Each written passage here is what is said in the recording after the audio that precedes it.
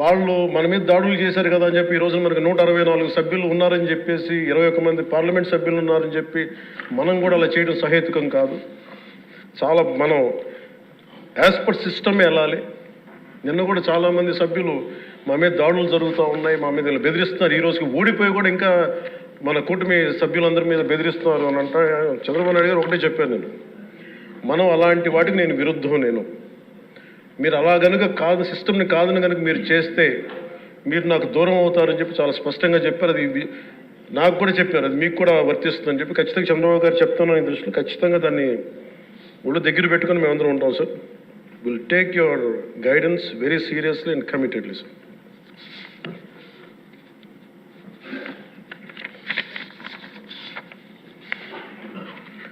అలాగే కేంద్ర నాయకత్వం నిన్న ఈరోజు ఇందాక న్యూస్లో చూసిన అధ్యక్ష, 15,000 కోట్ల రూపాయలు మన ఏ అమరావతి లేకుండా ఈరోజు వరకు ఇబ్బంది పడతాను, అలాంటి అమరావతికి కేంద్ర మంత్రి మన నాయకులు ప్రధానమంత్రి గౌరవ ప్రధానమంత్రి శ్రీ నరేంద్ర మోదీ గారు బడ్జెట్లో ఈ రోజున 15,000 కోట్ల రూపాయలు అమరావతి కోసం రిలీజ్ చేసిన సహృదయంతో మనస్ఫూర్తిగా కూటమి తరపున మా అందరి తరపున కూడా వారికి ధన్యవాదాలు తెలియజేస్తున్నాం అధ్యక్ష. To Honorable Prime Minister Sri Narendra Modi ji, we are grateful to you, sir, for releasing the funds and will be eternally indebted to you, sir.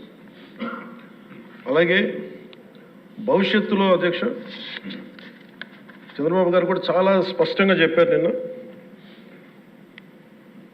ప్రభుత్వంలో భాగస్వామ్యంలో ఉన్న కార్యకర్తలు కానీ మా సహచర ఎమ్మెల్యేలు కానీ మీరు వ్యక్తిగతంగా ఏ తప్పులు చేసినా అది ప్రభుత్వం మీద పడుతుంది. అలాంటి తప్పులు జరగకుండా చూసుకోండి.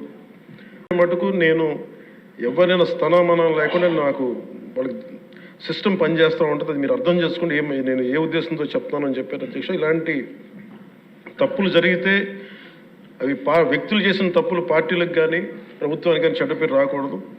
దాన్ని ఎలా హ్యాండిల్ చేసుకోవాలో జనసేన పార్టీ తరపు నుంచి నేను మా వాళ్ళందరికీ కూడా ఒకటే తెలియజేశాను.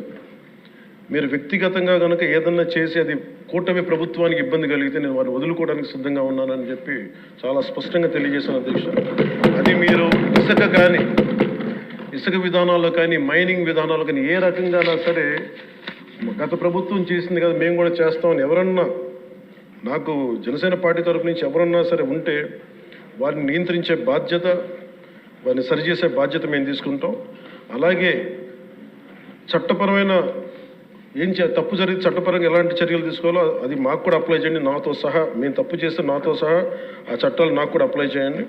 ఎవరు దీనికి అతీతులు కాదు. దీనికి ముఖ్యంగా ఈ 5 సంవత్సరాల కాలం ఇది హాలిడే కాదు ఎవరికి. మన ముఖ్యమంత్రి గారు కూడా చెప్తా ఉన్నారు, ట్రాఫిక్ జామ్స్ ఎంతసేపు జరుగుతున్నాయి, ఈ ప్రోటోకాల్స్ ప్రకారం సెక్యూరిటీ హ్యాజర్డ్స్లో ఎంతసేపు ట్రాఫిక్ నాపుతున్నారు, ఒక 2-3 నిమిషాల మించి ప్రజలు ఇబ్బంది పడకూడదని పదే స్పష్టంగా చెప్తా ఉన్నారు.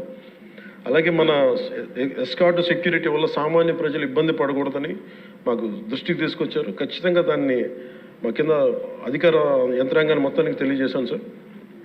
అలాగే ఈరోజు మనకున్నది భవిష్యత్తు బాధ్యత.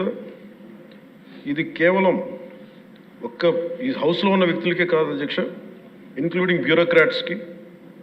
గత ప్రభుత్వం చాలా అవుట్రైట్ తప్పులు చేస్తూ ఉంటే కూడా బ్యూరోక్రసీ చాలా వరకు చాలా నిర్లిప్తంగా ఉండిపోయారు అధ్యక్ష. ఒక్క ఐఏఎస్ అధికారి ఏసార్లు రివ్యూ చేసిన ఒక్క ఐఏఎస్ అధికారి పేరు చెప్తా ఉంటారు. ఈ రోజున ఐఏఎస్ అధికారి ఏ శిక్ష పడకుండా వెళ్ళిపోయాడు. ఇలాంటి పరిస్థితులు జరుగుతూ ఉన్నాయి. So bureaucracy also has to take responsibility. And of course media ఏ సమస్యని హైలైట్ చేయాలి, ఏ సమస్యని హైలైట్ చేయకూడదు, ఏది ప్రజలకు అవసరం అనేది మీడియా మీద కూడా బాధ్యత ఉంది అధ్యక్ష. అలాగే సామాజిక మాధ్యమాలని స్థాయి దాటి మాట్లాడితే వారికి ఎలాంటి వాళ్ళని ఎలా పరిమితం చేయాలనేది కూడా ఒకసారి హౌస్ అందరూ ఆలోచించాలి. ఒకసారి దీని మీద ఒక విధి విధానాలు రూపొందించాలని కోరుకున్నాను అధ్యక్ష. అలాగే ముఖ్యంగా ఇక్కడ సభలో ఉన్న మా సహచర ఎమ్మెల్యేలు, గౌరవ ముఖ్యమంత్రి గారు, మేమందరం కూడా వీఆర్ ఆల్ కమిటెడ్ సార్. రాష్ట్ర భవిష్యత్తు కోసం, పునర్నిర్మాణం కోసం మేము సర్వం త్యాగం చేయడానికి సిద్ధంగా ఉన్నాం. తప్పులు జరిగితే వ్యక్తులు తప్పులు అవుతాయి కానీ పార్టీలు తప్పులు అవ్వవు. సో ముగింపు వాక్యాలుగా అధ్యక్ష, కవి సామ్రాట్ శ్రీ విశ్వనాథ్ సత్యనారాయణ గారు చెప్పిన మాట ఒకటి అధ్యక్ష, అన్ని అనర్థాలకి మూలం మానవ ప్రవృత్తి హేతువు కానీ వాని జాతి కానీ కులం కానీ మతం కానీ ప్రాంతం కానీ కాదు. వ్యక్తులు చేసిన తప్పుల్ని దయచేసి వ్యక్తులకే ఆపాదించాల అధ్యక్ష, పార్టీలకు కాదు. అలాగే ఈ క్రమంలో తప్పులు చేస్తే విధునీతిలో ఒకటి చెప్తారు, ఒక గ్రామం కోసం ఒక కుటుంబాన్ని, ఒక కుటుంబం కోసం ఒక గ్రామం కోసం ఒక కుటుంబాన్ని, ఒక రాజ్యం కోసం ఒక గ్రామాన్ని వదులుకోక తప్పదు. అలాగే నాలాంటి వాడు కూడా తప్పులు చేసిన అధ్యక్ష చాలా నిస్సందేహంగా నాలాంటి వాడిని కూడా శిక్షించాలి అధ్యక్ష. అలాంటి బలమైన సంకేతం ప్రజలకు పంపించాలి అధ్యక్ష. మేమందరం కూడా తప్పు ఎవరు చేసినా అది ఇదే కాదు, ఎంతమంది ఆడబిడ్డల పైన, గౌరవంగా బ్రతికే ఆడబిడ్డల పైన ఎన్ని విధాలుగా సోషల్ మీడియాలో పోస్టింగ్స్ పెట్టారు, ఎన్ని విధాల అవమానం చేశారు, ఇప్పటికి కూడా ఎన్ని విధాల అవమానం చేస్తున్నారు. కడాన అధ్యక్ష, ఒక రాజకీయ నాయకులపైన కానీ ఎమ్మెల్యేలుగా ఉండే వ్యక్తులపైన కడాన అధ్యక్ష ఎన్నిసార్లు పవన్ కళ్యాణ్ గారిని వ్యక్తిగతంగా విమర్శించారంటే మామూలుగా విమర్శించడం కాదు, ఫ్యామిలీ పరంగా విమర్శించడం, ఇలాంటివి చూసినప్పుడు చాలా బాధేస్తుంది అధ్యక్ష. ఈరోజు కుటుంబ సభ్యులపైన నీచంగా మాట్లాడడం, ఇంకో పక్కన ఆ రాతలైతే భరించరాని రాతలు. మనం అందరం మనుషులం అధ్యక్ష. ఎప్పుడైనా సరే ఓసారి ఇష్టానుసారంగా ఇలాంటివి వచ్చినప్పుడు ఓసారి మనసు చాలా చివుక్కుమంటుంది, చాలా బాధ కలుగుతుంది. అలాంటి జరిగే పరిస్థితి వచ్చింది. ఇంకో పక్క అధ్యక్ష, అలాంటి అరాచక పాలన మీరు చూస్తే బాధితుల్నే నిందితులు చేశారు. తప్పు చేయలేదు వీళ్ళు, కానీ వీళ్ళే వాళ్ళు కొడతారు, తప్పుడు కేసు పెడతారు. అలాంటివి కూడా చేసే పరిస్థితి వచ్చారు. ఇంకొక పక్కన సిబిఐ కూడా పనిచేయలేని పరిస్థితి రాష్ట్రంలో. నేను అడుగుతున్నాను అధ్యక్ష, ఇప్పుడైనా సరే ఢిల్లీకి పోయారు, ఓ కిల్డ్ బాబాయ్, ఇది నా క్వశ్చన్ ఫస్ట్ అనేది, ఇప్పుడు అడుగుతున్నా మళ్ళీ, ఓ కిల్డ్ బాబాయ్ ఎవరు సమాధానం చెప్పారు? విజయ్ కుమార్ రాజు గారు, విష్ణుకుమార్ రాజు గారు, మీరు చెప్పాలి ఇప్పుడు. దీనికి సమాధానం దొరికే పరిస్థితి నియర్ ఫ్యూచర్లోనే ఉందా అని అడుగుతున్నా.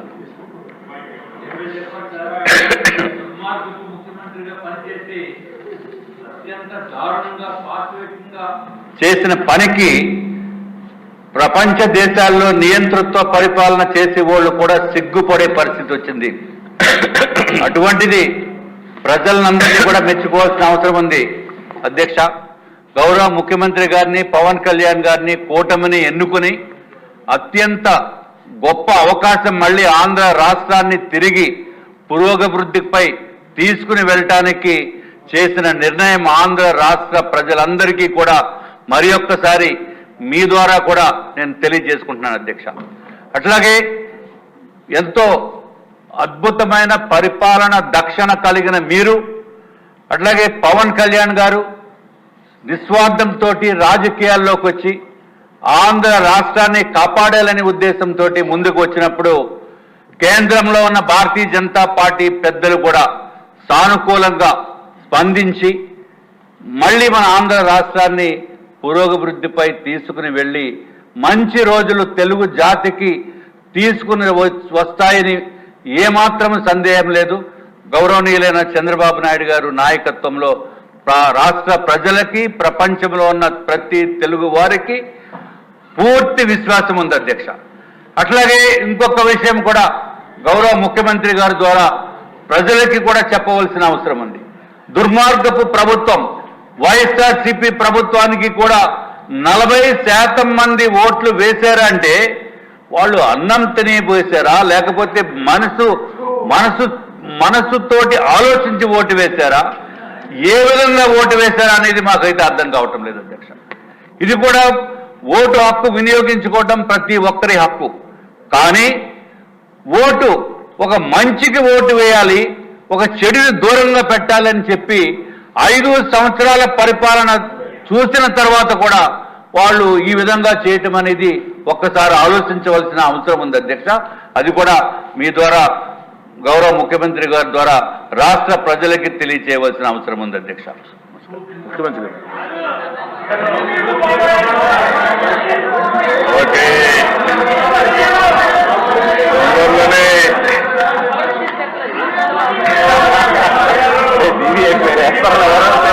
అధ్యక్ష అధ్యక్ష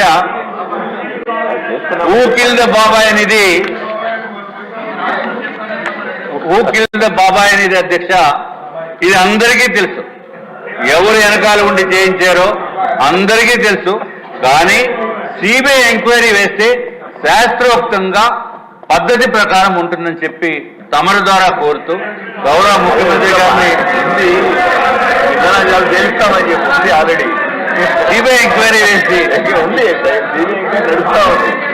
పాత సిబిఐ ఎంక్వైరీ కొంచెం ఫాస్ట్ గా చేయాలి కదా సార్. ఒకసారి మెంబర్స్ అందరూ కూడా దేశ మేము ఎలక్షన్లో క్వశ్చన్ చేసిందే హూ కిల్డ్ బాబాయ్ అని, ఇంకా జవాబు రాలేదు. తొందరలో జవాబు కూడా వస్తుంది, దాంట్లో సందేహం లేదు.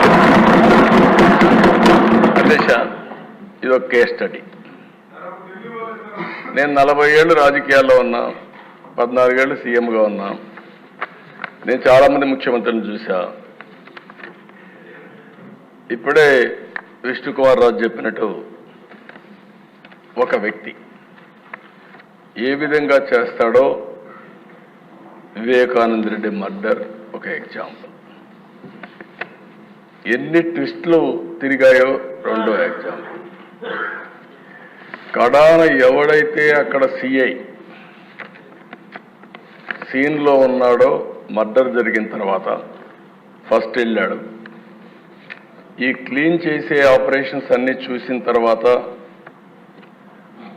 అతను సిబిఐకి ఇన్ఫర్మేషన్ ఇవ్వడానికి సిద్ధపడితే ప్రభుత్వ దుర్వినియోగంతో అతనికి ప్రమోషన్ ఇచ్చి సిఐ నుంచి డిఎస్పీ తిరిగి సిబిఐ పైనే ఆరోపణలు చేసే పరిస్థితికి వచ్చారు. అధ్యక్ష, ఇన్వెస్టిగేషన్ ఆఫీసర్ పైన కేసు పెడితే సిబిఐ, ఆ ఇన్వెస్టిగేషన్ ఆఫీసర్ హైకోర్టు పోయి బెయిల్ తీసుకునే పరిస్థితికి వచ్చాడు. ఇది రాష్ట్ర చరిత్రలో ఎప్పుడు చూడలే. ఇవన్నీ దేశ చరిత్ర ప్రపంచంలో కూడా జరుగుండవు. ఈ దేశంలో కాదు, వేరే ప్రపంచంలో ఎక్కడా జరగవు.